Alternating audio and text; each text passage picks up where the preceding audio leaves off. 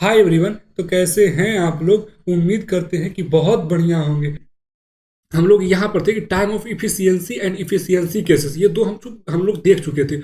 अगर ये वाले टॉपिक नहीं कवर किए हैं तो प्लीज़ इस टॉपिक के लिए, मेजरिंग रनिंग टाइम के लिए एंड ऑर्डर ऑफ ग्रोथ के लिए, प्लीज़ आप ये वाले वीडियोस को देख लो। ठीक, बट इसमें अभी है ना कि इसमें जो वीडियोस है ना वो 1.4 वाला आएगा वीडियो, मतलब कि 1.3 तक अपलोड है, 1.4 वाला वीडियो वो वाला है।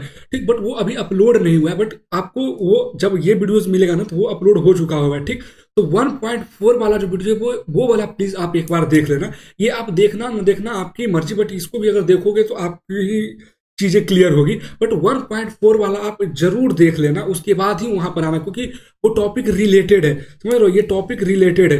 तो यहाँ पर अगर उससे ही रिलेट करके मैं बता रहा हूँ चीजें ना, तो यहाँ पर चीजें थोड़ा सा अगर हो सकता है कि आपको समझ में ना आ पाए, या समझ में आ जाए तो अच्छी बात है। बट मैं ये सजेस्ट करूंगा कि आप ये दो 1.4 वाला जो वीडियोस है मेरा प्ले लिस्ट में, उसको देख करके आना प्लीज प्लीज। ठीक है ना? तो बस हमारा बेसिक फोकस आज का ये है, measuring running time and order of growth. ठीक, तो चलिए अभी स्टार्ट करते हैं। तो जब रनिंग टाइम मेजर करना होता है ना, तो सबसे पहले हम लोग देखते हैं कि बेसिक ऑपरेशन, कोई एक ऑपरेशन को हम लोग पकड़ते हैं, मतलब बेसिक जो आपने एल्गोरिदम लिखा है उसका बेसिक ऑपरेशन जो होता है ना, उसको कंसिडर करते हैं पहले। अभी आप सिर्फ समझ सुनो, उसके बाद चीज समझ में आएगी। उसके बाद एग्जीक्यूशन टाइम, फिर एग्जीक्यूशन टाइम कंसिडर करते हैं, and then count of the basic operation. वो बेसिक ऑपरेशन कितने टाइम्स चल रहा है, समझ रहे हो? मान लेते हैं कि ए प्लस बी एक ऑपरेशन है। ठीक, एक ऑपरेशन इसको कंसिडर कर लिए। अब इसको एग्जीक्यूट होने में मान लेते हैं एक यूनिट टाइम लग रहा है, या एक यूनिट टाइम लग रहा है। ठीक, या 1 मिली सेकंड लग रहा है, या 1 सेकंड लग रहा है, कुछ भी लग रहा है, यूनिट में लिए हैं। 1 यूनिट टाइम लग रहा है इसको एग्जीक्यूट होने में। तो ये पहला पॉइंट हुआ कि एक ऑपरेशन लेना है, दूसरा कि इसका एक एग्जीक्यूशन टाइम होगा, और तीसरा कि ये कितने टाइम्स के लिए चल रहा है। मान लेते हैं कि अगर इसको चला रहे हैं, लूप में चला रहे हैं, ठीक, 5 लूप या 6 लूप या 7 लूप या 8 टाइम्स मल्टीप्लाई कर रहे हैं, या 9 टाइम मल्टीप्लाई कर रहे हैं, सॉरी ऐड कर रहे हैं। ठीक, तो ये कितने टाइम्स चल रहा है, ठीक ना, टाइम्स। ठीक, तो ये तीन पॉइंट को हम लोग ना कंसीडर करते हैं जब भी कोई रनिंग टाइम मेजर करना होता है। ठीक, ये अब आपको चीजें क्लियर हो गई कि कैसे क्या हो रहा है। ठीक, अब देख लीजिए, इसको थोड़ा सा मैं और डिटेल में थोड़ा सा कर दे रहा हूं कि ऐसा नहीं है कि सिर्फ एक ही एग्जाम्पल आप कंसीडर कर सकते हो। जैसे कि अगर मान लेते कि यहाँ पर अभी लूप दिया गया है, फोर लूप दिया गया है, इसमें अब आपको इसमें आपको कंडीशन दिया जाएगा। ठीक, इनपुट दिया जाएगा, डेटा दिया जाएगा, बहुत सारा चीज दिया जाता है, लूप आपको लगाना आता है। ठीक, अब इसमें आपको ऑपरेट करना हो किया हुआ रहेगा ए प्लस बी, एंड फिर सी आएगा। अब उसको क्या करना है कि डी के अंदर सी इंटू थ्री से मल्टीप्लाई करना है। तो इस तरह की चीजें अगर करना होगा ना, कि मल्टीपल ऑपरेशन भी दिए होंगे, तो टोटल ऑपरेशन आपको काउंट करना पड़ेगा। तो 1 2। ठीक, अब मान लेते हैं कि इसका टाइम कॉम्प्लेक्सिटी भी, सॉरी, एग्जीक्यूशन टाइम 1 है, और इसका भी एग्जीक्यूशन टाइम 1 है, क्योंकि अर्थमेटिक ऑपरेटर है ना, तो ऑपरेशन तो एक ही हो रहा है ना, तो टाइम एग्जीक्यूशन भी एक ही आना चाहिए, और एक ही आता है, सेम ही आएगा। तो आप इसको क्या बोल सकते हो कि दो ऑपरेशन बोल सकते हो। कितना ऑपरेशन? दो ऑपरेशन बोल सकते हो। और आपके पास लूप में अगर मान लेते हैं कि लूप 7 टाइम्स के लिए चल रहा है, तो आपका ऑपरेशन कितने टाइम के लिए चलेगा टोटल? अगर मान लेते हैं अगर लूप चला, ये एक बार चलेगा तो ये दो ऑपरेशन चला, मतलब 2 बार चलेगा तो टोटल ऑपरेशन 4 हो जाएगा, मतलब 14 टाइम्स ऑपरेशन चला आपका। समझ रहे हो? तो टोटल ऑपरेशन कितने टाइम चला, तो काउंट ऑफ ऑपरेशन कितना हो जाएगा? 14। और एग्जीक्यूशन टाइम कितना हो जाएगा उसी तरह से? एग्जीक्यूशन टाइम 1 1, तो 1 1 कितना? एग्जीक्यूशन टाइम 2 है, तो एग्जीक्यूशन टाइम भी 2 आ जाएगा यहाँ पर। उसके बाद क्या करना, ऑपरेशन तो आपने काउंट कर ही रखा था, ऑपरेशन तो आपको बेसिक ऑपरेशन तो आपको पता ही था, मतलब कि यहाँ पर 28 हो जाएगा आपका रनिंग टाइम, 28 हो जाएगा। तो कुछ इस तरह से देखिए, ये मैथमेटिकली है, एग्जैक्ट नहीं है, ये एजम्पशन बेस्ड है। तो अब ये नहीं कहिए कि हाँ ये गलत है या ये सही है, नहीं, ये एजम्पशन बेस्ड है, ये गलत ही है, बट ये समझाने के लिए है। ये जो थ्योरेटिकल पार्ट है उसको समझाने के लिए, एग्जैक्ट भी गलत नहीं है, मतलब वो कह रहे हैं कि वो ये समझाने के लिए कि लॉजिक वर्क कैसे कर रही है, इसके लिए ये चीजें मैंने लिखा है। ठीक, तो इसको अब थोड़ा सा आपको आइडिया लग गया होगा कि कैसे क्या हो रहा है इसमें एक रनिंग टाइम के लिए। ठीक, तो नहीं समझ में आया तो इसको रिपीट कर लीजिए आप एक बार। अब देखिए, एक बार पढ़ते हैं कि the most critical operation in an algorithm typically found in the inner most loop. Most loop में जो क्रिटिकल ऑपरेशन होता है उसके अंदर में रहता है। मैट्रिक्स में जैसे मान लेते हैं कि 2D मैट्रिक्स में स्वैप का ऑपरेशन लगा दिया गया होगा, ठीक, या फिर कुछ भी अनदर चीज, ठीक, वो अपना है। Which contribute the most running time, जो कि हमेशा के लिए, जैसे मान लेते हैं जब 2D मैट्रिक्स बनाते हैं तो क्या करते हैं कि फोर लूप लगाते हैं और यहाँ पर फिर मैट्रिक्स का ऑपरेशन बनाते हैं, ठीक, मैट्रिक्स का ऑपरेशन बनाते हैं। तो ये जो रहता है मोस्ट क्रिटिकल रहता है, यही चीज जो रहता है ना कि सबसे सबसे इंपॉर्टेंट यही रहता है। नहीं तो आप लूप लगा करके क्या करोगे, जब मैट्रिक्स बना ही नहीं पा रहे हो, उसका एल्गोरिदम ही नहीं लिख पा रहे हो कि कौन सा एलिमेंट को कैसे एग्जीक्यूट करवाना है या कैसे इनपुट लेना है वहां पर मैट्रिक्स में, या मैट्रिक्स कैसे बनाना है, ठीक, तो वही लॉजिक नहीं बना पा रहे हो तो फिर क्या करोगे, समझ रहे हो। तो ये चीजें सबसे बेसिक होता है और सबसे क्रिटिकल और सबसे इंपॉर्टेंट होता है फिर रनिंग टाइम के लिए भी, सारी चीजों के लिए, सारे पॉइंट के लिए, ठीक। तो ये चीजें आपको समझ में आ गई होगी थोड़ी सी।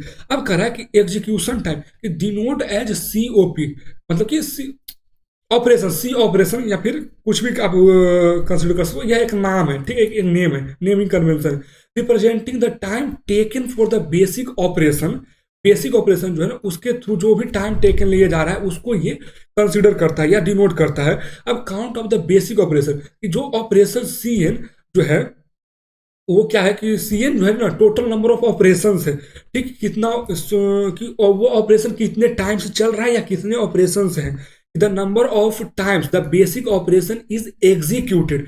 अब जब हम क्या बोलते हैं, जब मैट्रिक्स बनाते हैं तो एक ही क्या बोलते हैं ऑपरेशन लिखते हैं ना, और फिर लूप लगा देते हैं तो क्या होता है कि वो चलते रहता है, ठीक। तो फिर मैट्रिक्स हमारा एग्जीक्यूट होता था, I और J दोनों अपडेट होते रहता है और हमारे पास एलोकेशन होते रहता है। समझ रहे हैं कि नहीं समझ रहे हैं, ठीक। तो हम कोड नहीं लिख रहे हैं, एल्गोरिदम बना रहे हैं, ठीक ना, एल्गोरिदम ये है, ठीक।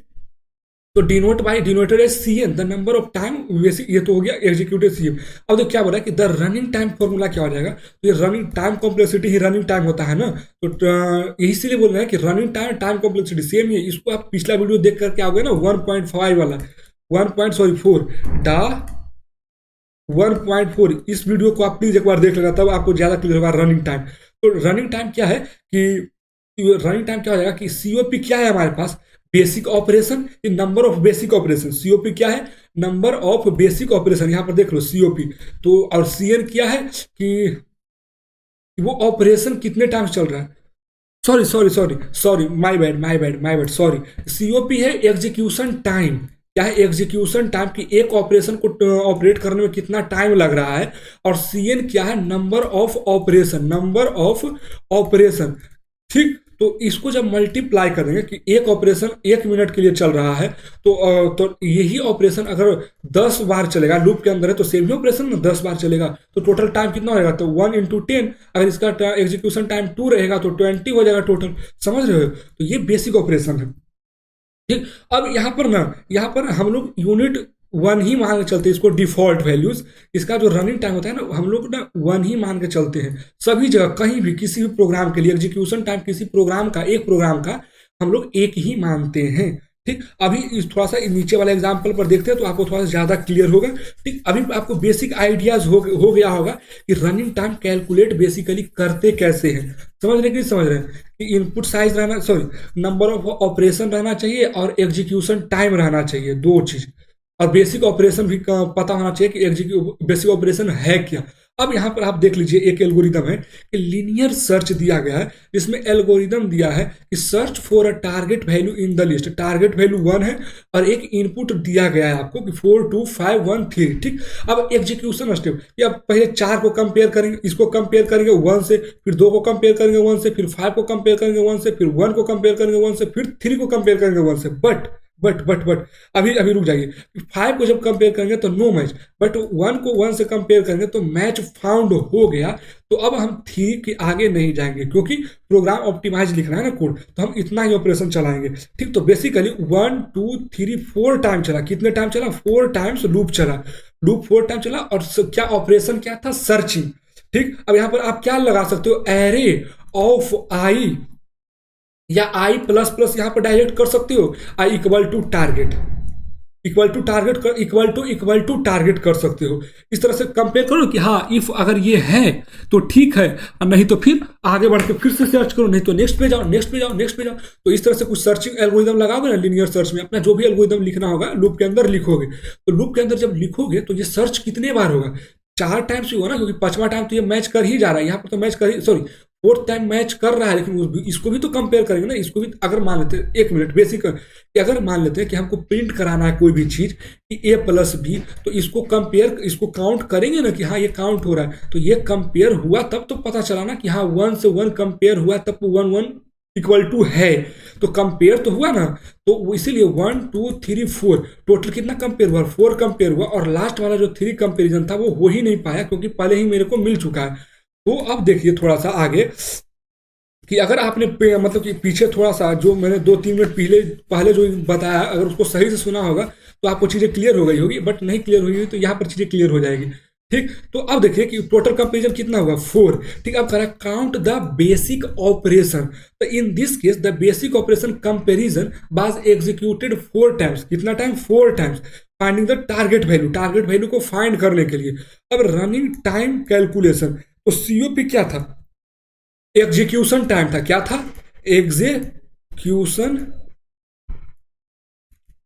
टाइम, सीओपी क्या था एग्जीक्यूशन टाइम, और सीएन क्या था नंबर ऑफ कंपैरिजन या number of operation, number of operation कितना टाइम्स वो चला, नंबर ऑफ ऑपरेशन कितना टाइम वो चला है, तो इसका कितना वैल्यू है 1, और इसका वैल्यू कितना है 4। ठीक, और टाइम कॉम्प्लेक्सिटी क्या होता है कि टाइम ऑफ एन या टाइम इफिशियंसी क्या होता है, या रनिंग टाइम क्या होता है, रनिंग टाइम, टाइम कॉम्प्लेक्सिटी और टाइम इफिशियंसी तीनों सेम ही टर्म है, तो ये कितना हो जाएगा 1 × 4, फॉर्मूला वही ना होता है कि execution time into number of comparison, number of operation, तो टोटल कितना हो जाएगा 4 यूनिट आ जाएगा, कितना आ जाएगा 4 यूनिट या 4 सेकंड या 4 मिनट या 4 घंटा, जितना ये रहेगा। ठीक, अब यहां पर आप देख लीजिए कि ये वैल्यू सीओपी 1 कहां से आ रहा है, तो ये देखिए क्या होता है कि सीओपी क्या था execution time, the execution time is often fixed at 1 for theoretical purpose, समझ रहे हो। अब execution time is less important than the growth rate of the algorithm running time, तो ये उतना इंपॉर्टेंट नहीं है, ये सिर्फ कंपैरिजन करने के लिए और वैल्यूज निकालने के लिए होता है, ठीक ना। तो इसको हम लोग एक ही मान के चलते हैं, तो इस पे उतना फोकस नहीं कीजिए, फोकस कीजिए कि ये जो कंपैरिजन आ रहा है ये ऑपरेशन कितना टाइम चलेगा और कितना ऑपरेशन लगेगा, इसको एग्जीक्यूट, इसको एनालिसिस करने में और इसको निकालने में, इसका वैल्यू निकालने में आप फोकस कीजिए, ठीक ना। सही एल्गोरिदम लगा करके सही तरीके से कैलकुलेट करके, समझ रहे हो, और इस पे फोकस, इसमें 1 से मल्टीप्लाई कर दीजिए, वो वैल्यूज आ जाएगा। ठीक, तो अब आपको रनिंग टाइम निकालने में कोई दिक्कत बेसिकली नहीं होगा। ठीक, अगर दिक्कत हो रहा है तो प्लीज आप इस चीज को थोड़ा सा एक बार अच्छे से रिपीट करके अब देख लीजिए, यहाँ के बाद देख लीजिए, तब आपको बेसिक आइडिया भी लग गया होगा, लग जाएगा अच्छे से। ठीक, 1 मिनट, तो इसको थोड़ा सा क्या करते हैं, एग्जाम्पल यहाँ से हटा देते हैं, यहाँ से मेजरिंग रनिंग टाइम हटा देते हैं। अब हम लोग ऑर्डर थोड़ा सा आगे बढ़ेंगे ना, तो हमारे पास क्वेश्चंस भी है। ठीक, क्वेश्चन पे, हाँ क्वेश्चंस भी है थोड़ा सा। अब चलिए इसको, अच्छा 1 मिनट, इस क्वेश्चन को देख लेते हैं। अभी हम लोग रनिंग टाइम किए ना तो रनिंग टाइम किया तो क्वेश्चन कर लेते हैं। अब क्वेश्चन बोलता क्या है, 1 मिनट देखिएगा, कि आपको एक सीएन, अच्छा पेन दूसरा लेने दीजिए 1 मिनट, कि एक सीएन है, ठीक, नहीं रेड वाला लेते इसमें रेड, अरे 1 minute, sorry sorry my bad. यहां पर आप देख लीजिए कि सीएन एक ऑपरेशन दिया गया है, बेसिक ऑपरेशन है हमारा। अब ये कह रहा है कि बेसिक ऑपरेशन तो आपको पता चल गया, पहले क्या था बेसिक ऑपरेशन कंपैरिजन था, तो एक था।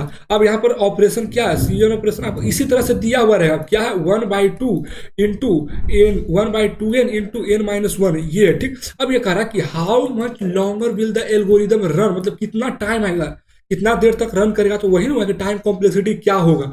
ठीक, तो टाइम कॉम्प्लेक्सिटी बेसिकली पूछता है इफ इनपुट को डबल कर दे, इनपुट को डबल कर दे, तो ठीक, तो यहाँ पर ये आंसर अब दिया गया कि the answer is about 4 times longer, 4 गुना बढ़ जाएगा, 4 गुना बढ़ जाएगा। ठीक, ठीक, तो अब देखिए क्या करता है कि अब करा कि इनपुट पहले क्या है एन है, अब क्या कर देना इनपुट को डबल कर देना, मतलब कि अब इनपुट 2n हो गया, तो अब कह रहा है कि टाइम कॉम्प्लेक्सिटी कितना हो जाएगा, तो पहले से कंपेयर करेंगे तभी ना पता चलेगा। तो अभी हमारे पास कितना है, पहले इसको देखिए सॉल्व किए सीएन को, तो n+n-1 किए, ये किए। ठीक, जब इसको सॉल्व किए तो 1/n² आया, एन कितना है 1/2n², सॉरी 1/2n², ये आया। ठीक, तो अब इसको जब हमको क्या बोलते हैं कि कंपेयर करो किसी से कि पहले वाले को। ये तो बेसिक मैथ है बेसिकली, नहीं ये 10th 8 का मैथ है ये, कि अगर पता करना होता है कि कोई भी टर्म कितना ज़्यादा लॉन्गर है तो उसको उसी के टर्म से जितना हमने बढ़ाया है उससे क्या बोलते हैं कि डिवाइड कर देते हैं। बेसिकली हम ये कहना चाह रहे हैं कि जो पहले मेरा ओरिजिनल डेटा था उसको नीचे डाल देते हैं, मतलब कि CN को नीचे डाल देते हैं, और जो मेरा अभी का डेटा है उसको क्या करते हैं कि ऊपर में रखते हैं कि जो बढ़ाए हैं वो इतना बढ़ गया है। तो जब इसका वैल्यू हम लोग निकालेंगे तो कितना हो जाएगा, तो टाइम कॉम्प्लेक्सिटी तो 1 रहेगा और इसका वैल्यू कितना हो जाएगा 2n, यानी कि 1/2 और फिर 2n का स्क्वायर और यहाँ पर फिर वापस कितना हो जाएगा 1/2 और n का स्क्वायर। तो यहाँ n स्क्वायर से n स्क्वायर तो कट जाएगा, 2 से 2 भी कट जाएगा, बचेगा कितना 2 इंटू 2 4 हो जाएगा। देखिए n स्क्वायर से n स्क्वायर 1/2 से 1/2, यहाँ 2 बच जाएगा तो 2 का स्क्वायर भी तो है ना, तो टोटल कितना हो जाएगा 4 हो जाएगा, तो 4 गुना ज़्यादा हो जाएगा। तो इस तरह के क्वेश्चन आपको दिए जा सकते हैं CS वगैरह में या एग्जाम वगैरह में या फिर कहीं भी कोई सा भी कॉम्पिटिटिव एग्जाम में। इसलिए मैं बोल रहा हूँ कि ये जो स्टडी मटेरियल है ये सफिशियंट है एनी एग्जाम के लिए, क्या बोलते हैं एनी एग्जाम के लिए, ठीक ना। तो प्लीज आप इस चीज को हो सके तो शेयर करो, अच्छे से पढ़ो, थोड़ा सा जो मैं बता रहा हूँ वो करो, कि यहाँ से पढ़ने के बाद नोट्स बनाना ना बनाना मत बनाओ, कुछ नहीं करो, बट ये जैसे क्वेश्चन है इसको सॉल्व करो और इसके बाद थोड़ा सा एक्सप्लोर करो खुद से इस चीज को। एक्सप्लोर से बेहतर कोई चीज नहीं है, आप एक्सप्लोर करोगे आप ही खुद इस चीज को 4 बार सोच लोगे, ऑर्डर ऑफ ग्रोथ क्या है, रनिंग टाइम क्या है, समझ रहे हो, तो आप खुद इस चीज को 5 बार 6 बार पढ़ लोगे। तो एक्सप्लोर करो 2 3 10 मिनट 20 मिनट बैठ के एक टॉपिक को एक्सप्लोर करोगे, एक टॉपिक एक यूनिट को आप बहुत मतलब कि 3-4 घंटे एक्सप्लोर करोगे तो आपको अच्छे से चीज़ें क्लियर हो जाएगी, समझ रहे हो ना। तो पढ़ने का सबसे अच्छा तरीका है कि उस चीज़ के डिटेल में जाओ, एक्सप्लोर करो। कोई सा भी पर्सन, कोई सा भी आदमी आपको टोटल नहीं पढ़ा सकता है, 100% कोई भी नहीं दे सकता है आपको, ठीक। कोई सा भी आदमी आपको 30%, 40%, 60% तक ही देगा, इसके बाद आपको भी तो कुछ मेहनत करना है ना, तो वो मेहनत आपकी है। तो प्लीज वो यहाँ से एक्सप्लोर से इसमें ऐड कीजिए। अगर आप 30% कंसिडर कर पा रहे हैं तो आपको एक्सप्लोर 60% करने की जरूरत है। अगर आप कंज्यूम 60% कर पा रहे हैं इस कंटेंट से तो आपको 40% एक्सप्लोर करने की जरूरत है। वो आप पर डिपेंड कर रहा है कैसे कर रहे हो, क्या कर रहे हो, ठीक है। तो चलिए वो बात की बात है, अभी हम लोग लेक्चर पर फोकस करते हैं। तो अब आपको रनिंग टाइम तो अच्छे से समझ में आ गया होगा, ठीक। 1 मिनट इसको इरेज कर देते हैं। तो मेजरिंग रनिंग टाइम और उस पर क्वेश्चन जो एक थे वो आपको पता चल गया ना कि कैसे क्या करना है इसको, ठीक। थोड़ा सा ठीक, तो इसको थोड़ा सा किधर गया, यहाँ क्वेश्चन को हटा देते हैं। अब देखिए हम लोग ऑर्डर ऑफ ग्रोथ पे चलते हैं। अगर अगर आपने ये जो fundamental of analysis of algorithm efficiency मेरा वीडियो अच्छे से देखे हैं तो ये आपको तुरंत समझ में आ जाएगा ऑर्डर ऑफ ग्रोथ क्या होता है, ठीक। तो पहले देख लेते हैं कि और नहीं देखे हैं तो प्लीज आप देख लो, ठीक। तो क्या बोलते हैं कि ऑर्डर ऑफ ग्रोथ, तो order of growth is the simple way to describe how algorithm performance changes as the input size increases. तो कुछ नहीं है, ऑर्डर ऑफ ग्रोथ जो है ना, ऑर्डर ऑफ ग्रोथ जो है ना, इसको अगर आप कंपैरिजन करके पढ़ोगे ना तो ही समझ में आएगा, नहीं तो बहुत ज्यादा कंफ्यूजन हो जाएगा। सबसे पहले बात हम ये बता दे रहे हैं कि ये टाइम कॉम्प्लेक्सिटी नहीं है, ये क्या टाइम कॉम्प्लेक्सिटी नहीं है, बट ये उसी से 90% या 98% सिमिलर है। बट आप इस दोनों को सेम नहीं बोल सकते, इतना मैं पहले बता दे रहा हूं क्योंकि मैं टाइम कॉम्प्लेक्सिटी से कंपेयर करके इसको समझाऊंगा। तो ये देखो क्या होता है कि describe how an algorithm performance changes. तो ये देखो टाइम कॉम्प्लेक्सिटी क्या दिखाता है कि इनपुट साइज इंक्रीज करने पे उसका जो रनिंग टाइम है वो इंक्रीज कर रहा है, ठीक, या डिक्रीज कर रहा है। एक्सपोनेंशियल वाले केस में डिक्रीज कर जाएगा ना, और फिर ठीक डिक्रीज कर रहा है, और फिर number of input size increase करने पर इंक्रीज करेगा, डिक्रीज करने पर डिक्रीज करेगा। इस तरह का जैसा आप एल्गोरिदम यूज करोगे ना, अगर लीनियर सर्च इंक्रीज करोगे तो साइज इंक्रीज करने पे क्या बोलते हैं कि रनिंग टाइम इंक्रीज कर जाएगा, और साइज डिक्रीज करने पे रनिंग टाइम डिक्रीज कर जाएगा लीनियर सर्च में, ठीक। तो अब कह रहा है कि ये तो टाइम कॉम्प्लेक्सिटी का हो गया कि रनिंग टाइम आता है, बट ये क्या करता है कि इनपुट साइज इंक्रीज करने पे, तो ये इनपुट साइज इंक्रीज करने पे परफॉर्मेंस बताता है कि अगर इनपुट साइज इंक्रीज कर रहे हैं तो वो कैसा परफॉर्म करेगा, लीनियरली परफॉर्म करेगा या फिर कांस्टेंट रहेगा या क्वाड्रेटिक में चलेगा या एक्सपोनेंशियल में चलेगा। तो बेसिकली इसी का जो रिप्रेजेंटेशन है कि बिग O n और बिग O n स्क्वायर, तो इसी से हम लोग ये कहते हैं कि इसका ऑर्डर ऑफ ग्रोथ क्वाड्रेटिक है। क्या है? क्वाड्रेटिक है। क्वाड्रेटिक है, स्पेलिंग देख लीजिएगा। इसका ऑर्डर ऑफ ग्रोथ क्या है? लिनियरली है। क्या है? लिनियरली। लिनियरली है। तो ऑर्डर ऑफ ग्रोथ क्या समझ में आ रहा है? ऑर्डर ऑफ ग्रोथ कुछ नहीं है, वो एक परफॉर्मेंस को डिस्क्राइब करता है कि ये जो लीनियर सर्च है, वो इनपुट इंक्रीज करने पे वो कैसा परफॉर्म करेगा, तो लिनियरली चलेगा। ठीक, अगर आप मान लेते हैं कि मैट्रिक्स लगाते हैं, ठीक, अब 2D सर्च लगाते हैं, मैट्रिक्स करते हैं, MAT मैट्रिक्स बनाते हैं, 2D बनाते हैं, तो अब इसमें क्या होगा? तो इसमें आपका जो ऑर्डर ऑफ ग्रोथ आ जाएगा, ORDER, order of growth, GROTH, order of growth. अब स्पेलिंग देख लीजिएगा, ठीक है ना? ऑर्डर ऑफ ग्रोथ, तो इसमें ऑर्डर ऑफ ग्रोथ क्या है? इसमें पहले आप टाइम कॉम्प्लेक्सिटी कितना आ जाएगा? 0n²। तो इसके थ्रू आप ये भी बोल सकते हो, या इसी के थ्रू आप बोलोगे कि इसमें जो ऑर्डर ऑफ ग्रोथ है ना, वो इसको देखोगे टाइम कॉम्प्लेक्सिटी n² है, तो इनका इनपुट साइज करने पे इंक्रीज करेगा ही करेगा। तो अब आप क्या कहोगे इसमें कि ये जो हमारा एल्गोरिदम है, हमारा एल्गोरिदम क्या, कौन सा एल्गोरिदम? जो हमारा एल्गोरिदम है वो कैसे परफॉर्मेंस देगा? कैसा परफॉर्मेंस देगा? तो क्वाड्रेटिक। ठीक, क्वाड्रेटिक। तो ऑर्डर ऑफ ग्रोथ क्या देता है? Order of growth as a simple way to describe how algorithm performance changes as the input size. समझ रहे हो? तो लीनियर सर्च में हमारा एल्गोरिदम कैसा था? लिनियरली था। जब हम चेंज किए एल्गोरिदम, तो और इनपुट साइज जब इंक्रीज किए, तो ये भी इंक्रीज कर गया, लिनियरली से क्वाड्रेटिक हो गया। ठीक, तो ये चीजें ऑर्डर ऑफ ग्रोथ कहलाती है। अभी थोड़ा सा जो लिख के, ये तो हमने जनरली समझा दिया, अब जो जी लिख कर लाए हैं उस पर थोड़ा सा आपको समझा देते हैं। ठीक, तो आपको अच्छे से ये चीजें समझ में आ गई होगी कि ऑर्डर ऑफ ग्रोथ कर क्या रहा है। बेसिकली वो टाइम कॉम्प्लेक्सिटी से ही हम लोग कंसिडर करते हैं, बट हम लोग थोड़ा सा उसको परफॉर्मेंस बताते, टाइम कॉम्प्लेक्सिटी नहीं बताते, परफॉर्मेंस बताते कि वो कैसा रिएक्ट कर रहा है, बेसिकली कैसा परफॉर्म कर रहा है हमारा एल्गोरिदम जो है। ठीक, तो आप देख लीजिए यहाँ पर कि बेस्ट केस के कंडीशन में the best case occur when the array is already sorted, तो टाइम कॉम्प्लेक्सिटी 0n। ये ऑर्डर के अथी का है, क्या बोलते हैं ये आप टाइम कॉम्प्लेक्सिटी, तो बेस्ट केस का तो क्या होता है? 0 1 1 पास थ्रू द एरे। 1 पास मतलब कि यहाँ पर वैल्यू 1 आ जाएगा, बट जनरली 0n सजेस्ट किया गया। ठीक ना?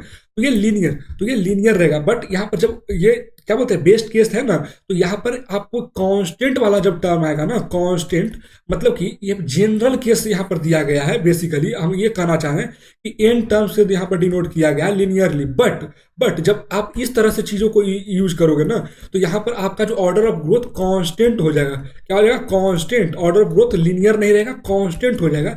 ये वाला टर्म आएगा कौन सा? जब n टाइम्स सर्च होगा एलिमेंट तब, n टाइम्स सर्च होगा एलिमेंट तब। तो आप बेस्ट केस नहीं, इसको वर्स्ट केस भी कह सकते हो। ठीक, यहाँ पर वर्स्ट केस के लिए टाइम कॉम्प्लेक्सिटी n² वाला नेस्टेड लूप में लिया गया, बट नहीं, इसको भी आप वर्स्ट केस में ही कंसीडर करोगे। ठीक, यहाँ पर थोड़ा सा मिस्टेक हो गया, ये भी वर्स्ट केस है और ये भी वर्स्ट केस है। ऑर्डर ऑफ ग्रोथ क्वाड्रेटिक है, यहाँ टाइम कॉम्प्लेक्सिटी 0n है, nested loop for each element nested. ये अब टाइम कॉम्प्लेक्सिटी आपको पता हो गया होगा कैसे निकालते हैं और कैसे आ रहा है। हम ऑर्डर ऑफ ग्रोथ समझा रहे हैं, तो इसमें क्या होगा? n² आया है, तो ऑर्डर ऑफ ग्रोथ क्या हो जाएगा? क्वाड्रेटिक। मतलब कि वर्स्ट केस है और ये भी वर्स्ट केस है। ये क्या है? n वाला जो है वर्स्ट केस, बेस्ट केस ये होगा। ये क्या है? बेस्ट केस और बेस्ट केस में टाइम ऑर्डर ऑफ ग्रोथ क्या हो जाएगा? कांस्टेंट। ठीक, उसी तरह से एवरेज केस में हम देखते हैं थोड़ा सा, एक मिनट इसको थोड़ा सा इरेज कर देते हैं। तो आपको ऑर्डर ऑफ ग्रोथ समझ में आ रहा है कि बेसिकली कैसे हो रहा है, क्या हो रहा है ऑर्डर ऑफ ग्रोथ। ठीक, तो नहीं समझ में आया तो प्लीज आप इस चीज को रिपीट करके देखो, आपको चीजें क्लियर हो जाएगी। आप प्रीवियस वीडियो एक बार देख करके आओ मेरा, तो ही क्लियर होगा ये चीजें। ये इसके लिए सिर्फ average case, the average case is generally consider to be similar to be the worst case. क्यों?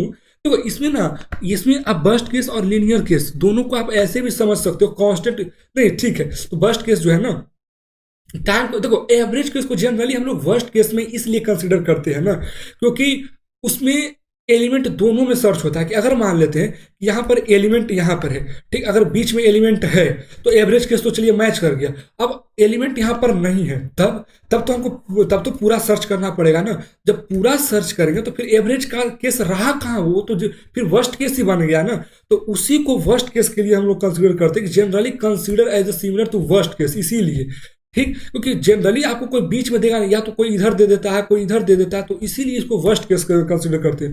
तो ऑर्डर ऑफ ग्रोथ कितना हो जाएगा, अगर time complexity zero n square है तो हो जाएगा कितना, क्वाड्रेटिक। अगर वर्स्ट केस में जीरो एन है टाइम कॉम्प्लेक्सिटी तो कितना हो जाएगा, लीनियर। ठीक, यहाँ पर देखिए डोंट चेंज, यहाँ टाइम कॉम्प्लेक्सिटी जीरो वन, तो इसका कितना हो जाएगा, ये कांस्टेंट हो गया।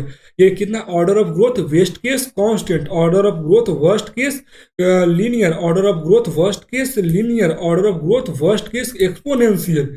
समझ रहे हो, if the order of growth, if the algorithm has order of growth 0n, it means that if you double the input size, the time it take to run the algorithm will roughly double। ये अब देखिए n element है, अब मान लेते हैं 10 element है, तो रनिंग टाइम हो जाएगा 10 यूनिट हो जाएगा ना बेसिकली, अगर मान लेते हैं एक यूनिट, एक एल्गोरिदम का एक है तो ठीक। अब यहाँ पर इसको डबल करते हैं 2 है, तो यहाँ पर 20 हो जाएगा बेसिकली, तो यहाँ पर 2n हो जाएगा, मतलब 20 आ जाएगा ना, 2 गुना हो गया ना बेसिकली। तो वही चीज़ है कि लिखा गया थ्योरी में कि आपको एक चीज़ें बता सके। ठीक, तो अब टाइम को ऑर्डर ऑफ ग्रोथ आपको पता चल गया है ना क्या है, ठीक, बहुत अच्छे से पता चल गया होगा ऑर्डर ऑफ ग्रोथ क्या है आपको।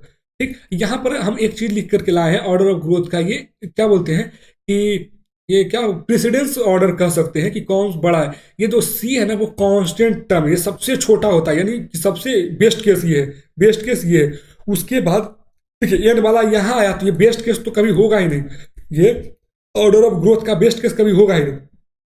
तो उसके बाद लॉग एन, ये कभी कभी ऑब्जेक्टिव में आपको दे दिया जाएगा ना कि करेक्ट ऑर्डर चूज करना है। ठीक, करेक्ट ऑर्डर चूज करना है, एन करेक्ट ऑर्डर चूज करना है। ऑप्शन ए में डाल देगा एन स्क्वायर, बी में डाल देगा एन क्यू, सी में डाल देगा एन के पावर 2 के पावर एन, और डी में डाल देगा, इसको थोड़ा सा हटा देते हैं, इसको लॉग एन कर देते हैं और इसको कर देते हैं डी में सी। अब कहेगा कि इसको ऑर्डर देना है, तो अब ऑर्डर इसका क्या हो जाएगा, सी आ जाएगा, फिर लॉग एन आ जाएगा, तो सी के बाद सॉरी डी आ जाएगा, डी के बाद फिर क्या आ जाएगा, बी आ जाएगा, फिर बी के बाद क्या आ जाएगा, बी के बाद ए आ जाएगा, फिर ए के बाद क्या आ जाएगा, ए के बाद 2 के पावर एन आ जाएगा। अब इससे मैच करके देख लीजिए, यही चीज आएगा ना, डी क्या है, डी का वैल्यू सी है और इसका वैल्यू एन स्क्वायर है, सॉरी लॉग एन है, तो लॉग एन यहाँ पर देखिए सी आया, फिर लॉग एन आया पहले, फिर एन आया, फिर एन स्क्वायर आया। तो इसको आप एक बार अपने दिमाग में रखिए। फिर 2n आया, सॉरी 2n सबसे लास्ट में आया, एन के पावर एन वेरी। तो ये जो नंबर वाला टर्म होता है ना, इन सबसे ज्यादा होता है। ठीक, तो प्लीज इसको एक बार आप मतलब कि याद रखिएगा थोड़ा सा अच्छे से, ये चीजें बहुत यूजफुल है आपके लिए। प्लीज आप इसको थोड़ा सा ऑर्डर ऑफ ग्रोथ के लिए, ये ऑब्जेक्टिव में बहुत बहुत हेल्प करेगा आपको। इसको आप थोड़ा सा अच्छे से याद करना, याद कर लो, देख लो, विजुअलाइज कर लो, इसको जैसे करना, इसको इंपॉर्टेंस देना थोड़ा सा, इंपॉर्टेंस देना थोड़ा सा। ठीक, तो अब देखिए बेसिकली हम लोग का चैप्टर ये टॉपिक कंप्लीट हो चुका है।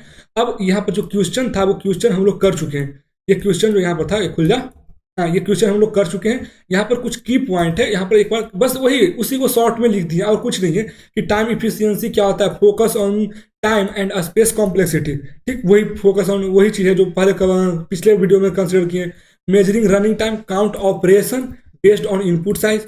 ठीक, फिर order of growth, different algorithm है, different growth rate linearly grow करेगा, क्वाड्रेटिक में ग्रो करेगा, लॉगरिथमिक में ग्रो करेगा, एक्सपोनेंशियली ग्रो करेगा, ठीक, कांस्टेंट रह जाएगा। ठीक, तो ये चीजें यहाँ से ग्रो रेट बताएगा। इफिशियंसी केस क्या था, analyse best worst and average scenarios, वही चीजें। तो अब इसमें मतलब कि ये सारे टॉपिक कवर हो चुका है। अब आगे जब आएगा तो उसमें असिम्प्टोटिक नोटेशन का कवर करेंगे। तो प्लीज़ आप इसको थोड़ा सा शेयर करो, सब्सक्राइब करो वीडियोस को, और जिसको ज़रूरत है उसको भेजो टैग। मैं बोल रहा हूँ ना कि ये किसी भी एग्ज़ाम के लिए सफिशियंट है, एनी एग्ज़ाम के लिए। ठीक, तो प्लीज़ इतना ही देखते रहो और एक्सप्लोर करते रहो चीज़ों को। जितना एक्सप्लोर करोगे आप ना, उतना ही ये चीज़ बेहतर होगी आपके लिए भी, क्योंकि आप एक्सप्लोर करोगे तो चीज़ें आपको ज़्यादा विजुअलाइज होगी। क्योंकि खुद से चीज़ें डाउट क्लियर करोगे ना, तब ज़्यादा क्लियर होता है। तो खुद से आप डाउट अपना क्लियर करते हो तो ज़्यादा क्लियर होता है। ठीक, तो बस इतना ही और कुछ नहीं इसमें। Thank you. और एक कुछ करिए ना करिए, स्माइल करते रहना है। ठीक, बस इतना इसमें, बाय।